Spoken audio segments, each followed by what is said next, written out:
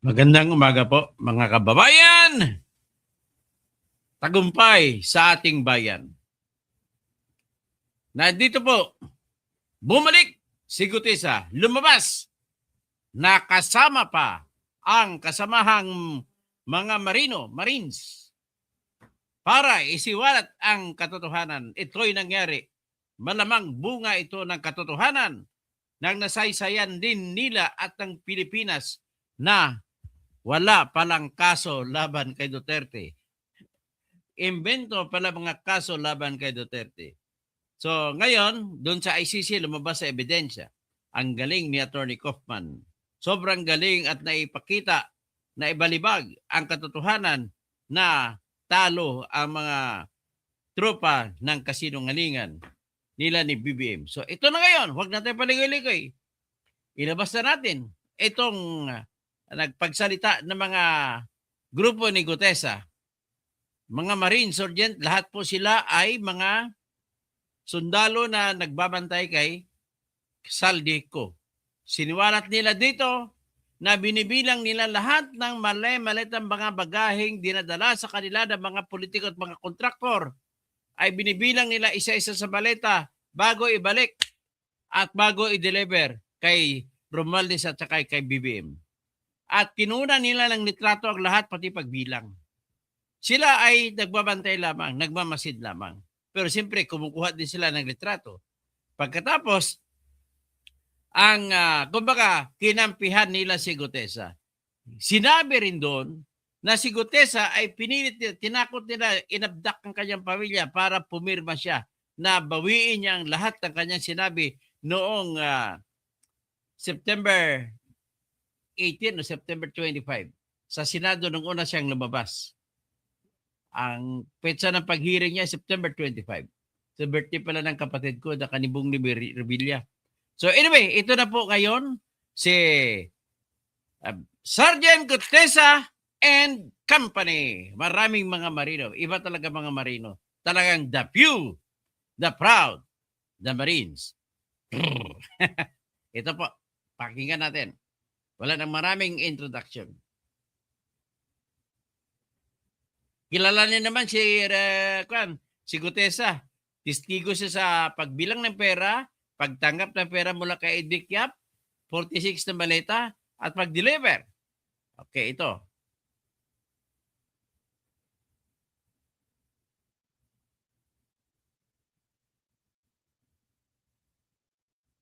So, ito na.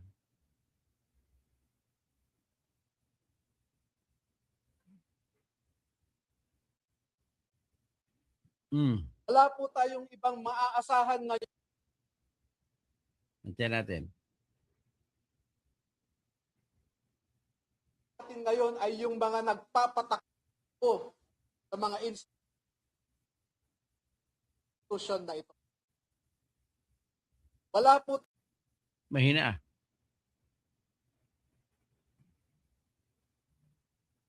Ito po silang lahat at gusto ko pong mukhang mas maganda yung isa.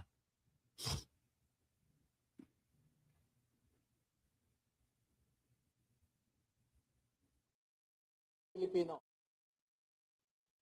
Si Bernard Ube.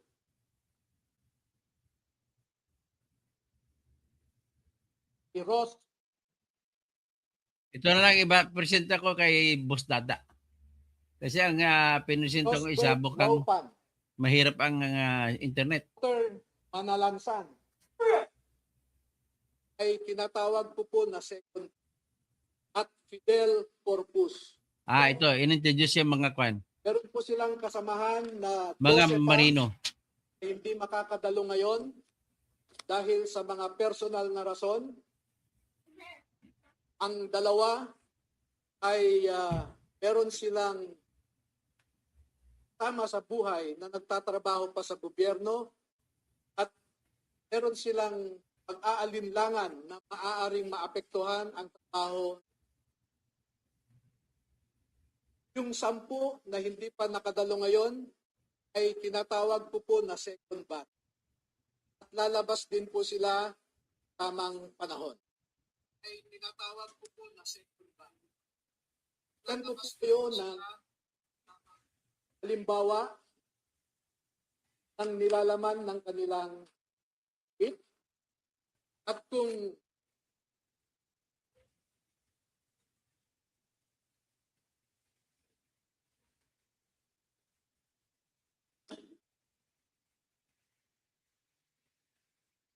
ang proseso po paano ninakaw ang pera kaban ng bayan.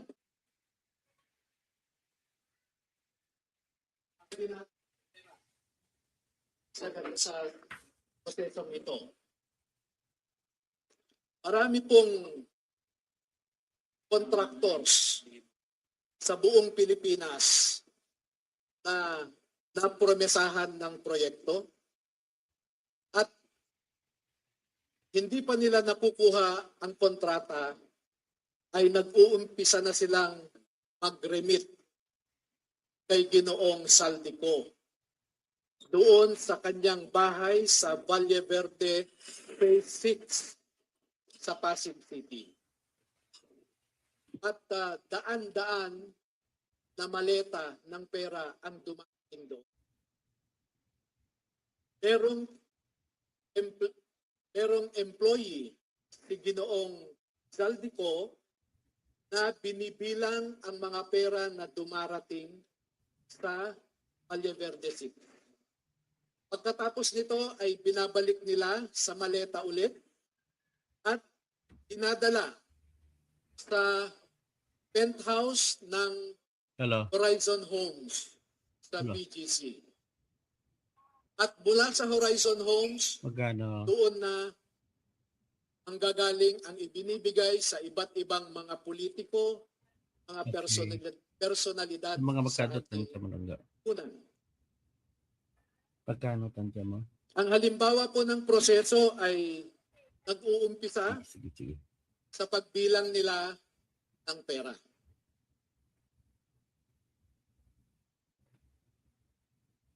Ang susunod po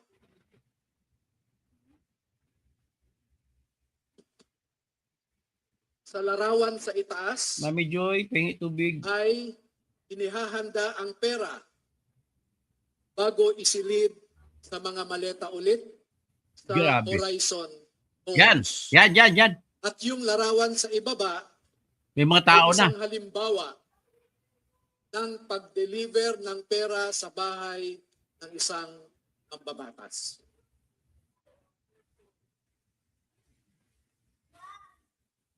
Makikita po ninyo na may nangyari kay Master Sergeant Gutesa.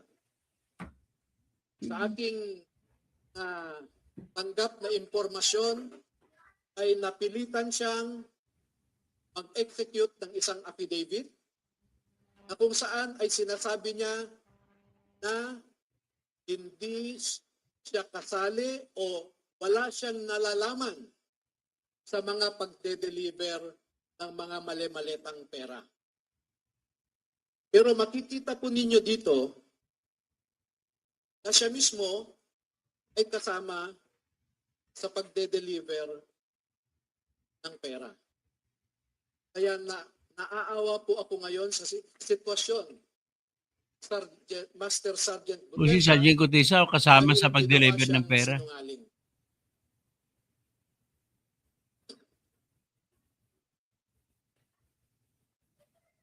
Meron pong iba pang mga larawan na sa tamang forum later ay maglalahad pa kami ng karagdagang mga ebidensya.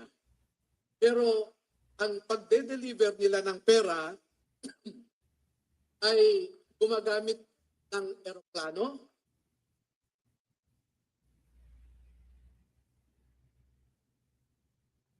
gumagamit din sila ng helicopter. Oh! Helicopter! Ginagamit pan-deliver ng maliit ng pera.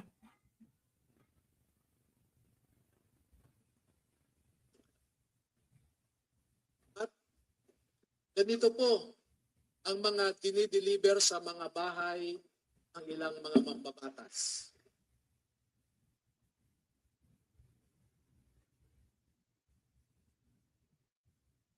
Makikita ninyo sa taas na larawan ang hilera ng mga maleta na ang laman ay pera. At parte lamang ito ng isang delivery na sa panahon na ito ay 52 na maleta ito. Sa isang delivery, mabot ng 52 na bagahe.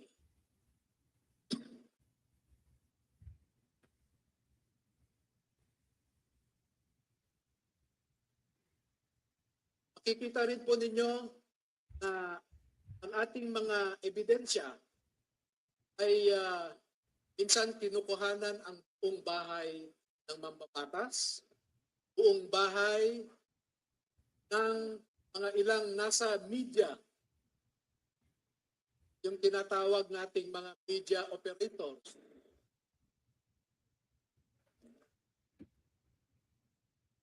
At ganyan po sila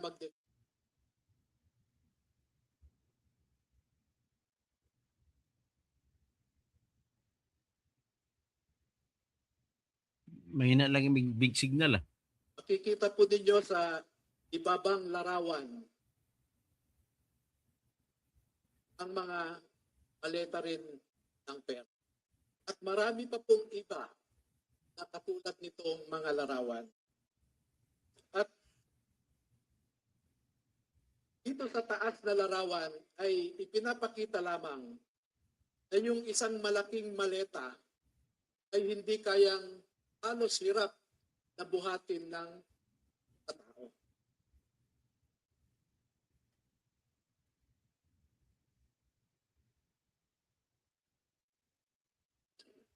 Ngayon po ay merong pangalawang aspeto ng affidavit ng ating mga magigiting na Pilipino na kaharap natin ngayon.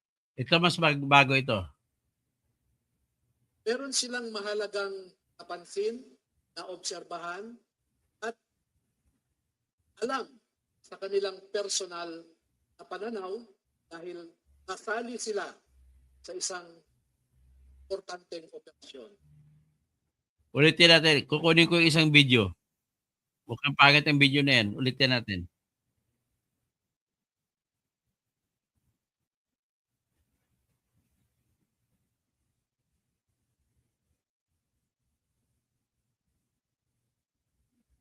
Nasangkot po o nasali mga sundalo natin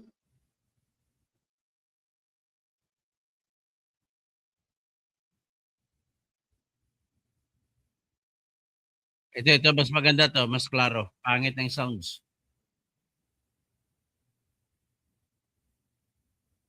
Ito, mas maganda to. Ulipisan natin sa ulit. Of Ombudsman Crispin Remulla. He alleges also a crisis in our judiciary. Lahat ng institusyon natin ay mabigat ang problema. Nako, pati pala mga justices nakatanggap ng mali-manita. Pero alam naman po natin na ang mga institusyon na ito are just abstract ideas. Our democracy is just an abstract idea. Our institutions are just abstract ideas. By the way, itong nagsasalita si attorney, yung naging abogado ni Binhorloy. And these institutions operate through the human mind. And if you will, through the human soul and through the human heart. Ang problema natin ngayon ay yung mga nagpapatakbo sa mga institusyon na ito.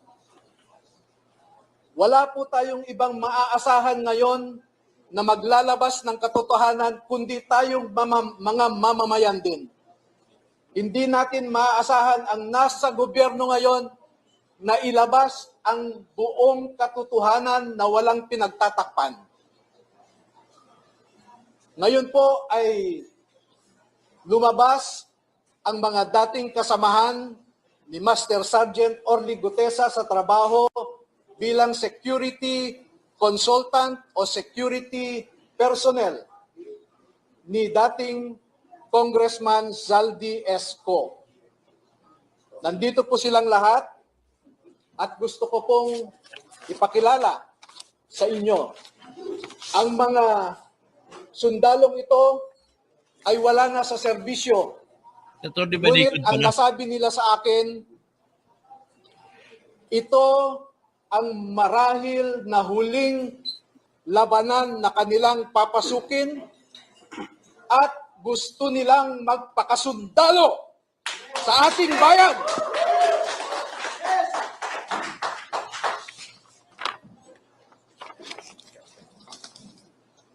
Tinatawag ko po ang isang magiting na Pilipino, si Bernard Tube. Opo. Si Ross, tumatanda na po.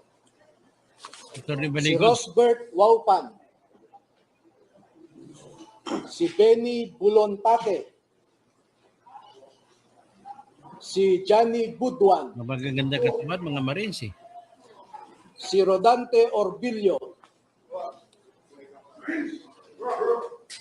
Rainy Boy Julian. Mga Christopher matitikas ng katawan. Esquivel. George Villalon Jr. Robeo Romel Bobares. Gil Navidad Jr. Anselmo Taberdo. Walter Manalansan. Jolly Cadiao. Romel Galapon. Cecilio Laroder Jr. Bernard Gubban. Crisani Dado. At Fidel Corpus.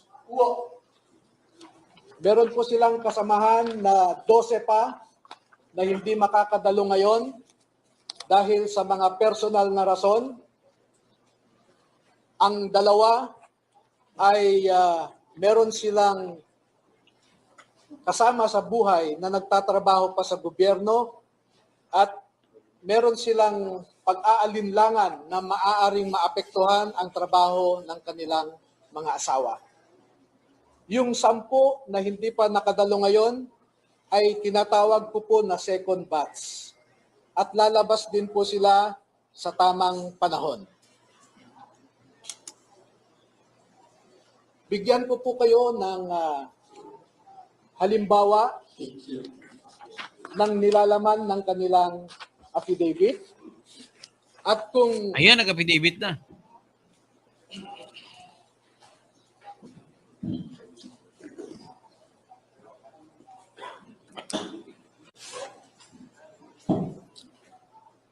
ang proseso po kung paano ninakaw ang pera sa kaban ng bayan ay pwede nating ilarawan sa prosesong ito. Marami pong contractors sa buong Pilipinas na napromesahan ng proyekto at hindi pa nila nakukuha ang kontrata Notaryado na yun. ay Mr. Verde. nag-uumpisa na silang mag-remit kay Ginoong Saldico doon sa kanyang bahay sa Valle Verde Phase 6 sa Pasig City. At daan-daan na maleta ng pera ang dumarating doon. Merong employee si Ginoong Saldico na binibilang ang mga pera na dumarating sa Valle Verde 6. Pagkatapos nito ay binabalik nila sa maleta ulit at dinadala sa penthouse ng Horizon Homes sa BGC. At mula sa Horizon Homes, doon na manggagaling ang ibinibigay sa iba't ibang mga politiko at mga personalidad sa ating lipunan. Ang halimbawa po ng proseso ay nag-uumpisa sa pagbilang nila ng pera.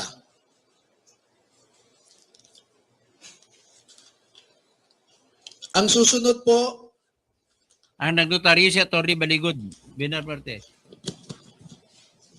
sa larawan sa itaas ay inihahanda ang pera bago isilid sa mga maleta ulit sa Horizon Homes.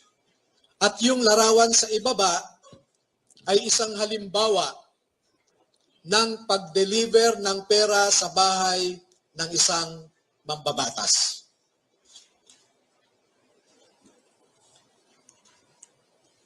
Makikita po ninyo na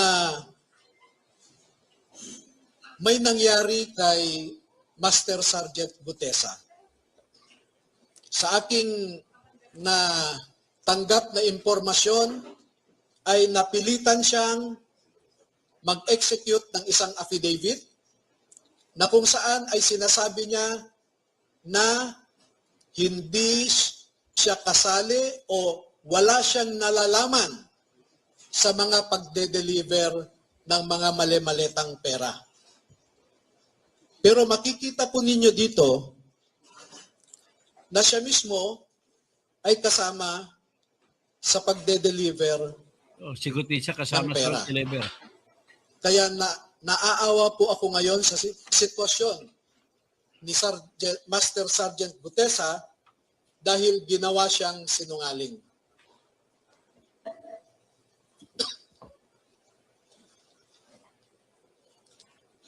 Meron pong iba pang mga larawan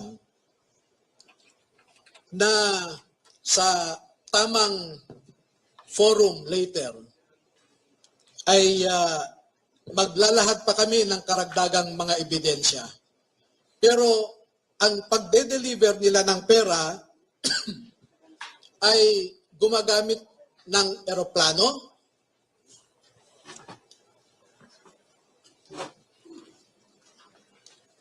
gumagamit din sila ng helicopter,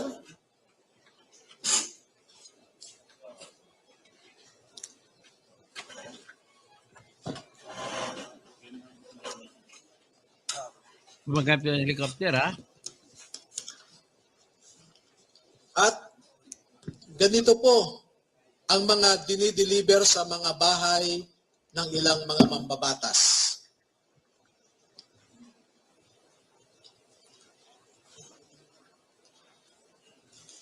Makikita ninyo sa itaas na larawan ang hilera ng mga maleta na ang laman ay pera.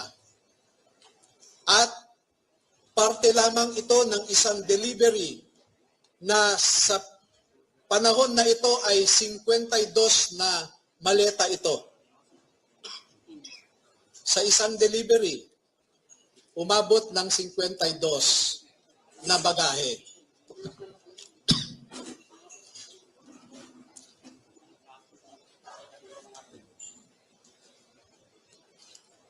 Makikita rin po ninyo na ang ating mga ebidensya ay minsan kinukuhanan ang buong bahay ng mambabatas, buong bahay ng mga ilang nasa media,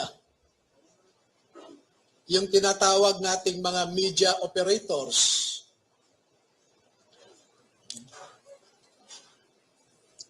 At ganyan po sila mag-deliver. No?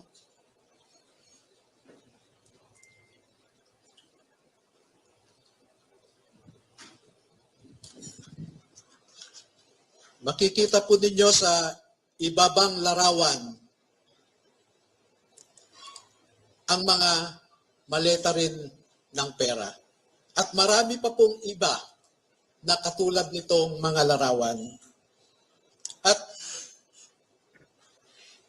dito sa taas na larawan ay ipinapakita lamang na yung isang malaking maleta ay hindi kayang o halos hirap na buhatin ng 3 katao.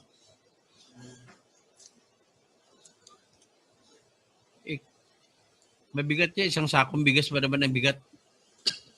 Ngayon po ay merong pangalawang aspeto ng affidavit ng ating mga magigiting na Pilipino na nasa harap natin ngayon. Meron silang mahalagang napansin, naobserbahan, at alam sa kanilang personal na pananaw dahil nasali sila sa isang importanteng operasyon. Ito po ay patungkol sa nangyaring operasyon ng ICC. Oh, operation na ICC. This one? ICC, ICI. Klarohin mo.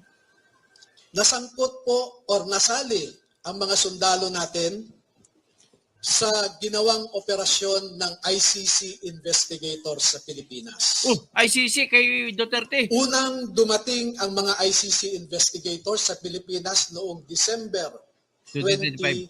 2028. 25. I'm sorry, December of 2023. At 23 pa.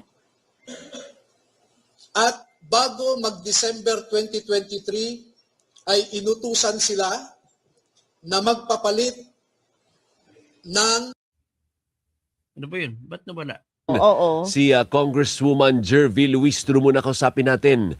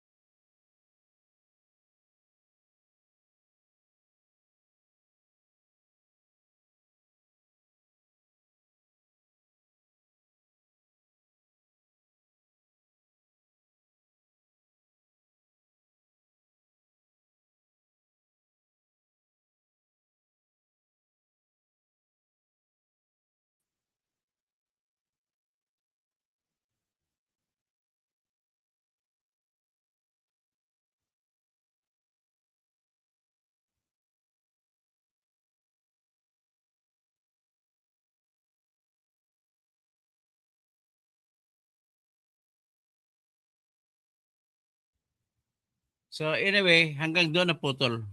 Hala, binastos tayo eh. So babalik na lang ako, magbablog na ako ulit tungkol naman doon sa kwento na dumating pala ang ICC investigator sa Pilipinas at ginamit ang mga Marines sa asikasuhin ang mga ICC investigators. At dumating pala noong December 2023. So ito, pinutol ang ating ano. Ibig sabihin ito, nag-operate po yung mga galamay ni BBM. Yan ang ano dyan. Lagi nga na akong pinuputol eh. So basahin ko na lang siguro sa inyo. No? Basahin ko kayo. Wilbert Miraj ang mga una. So Bernard Magtibay na una sa lahat. Good na kilabasan ng mga testigo. K3R. Laking sampal yan kay Ping Lacson. Katoto, si Sergeant Cotisa pa ginawa ng sinungaling. Sino pa? Si Ivan Mark. Senator Lacson, paano na? Hearsay pa rin. Benmar Huerti. Si Jojo Booking. Dondon Salang. Kaigit na ang mga buaya. Kemils Bacol. 2028 is coming. Maghukay na kayo mga sariling hukay.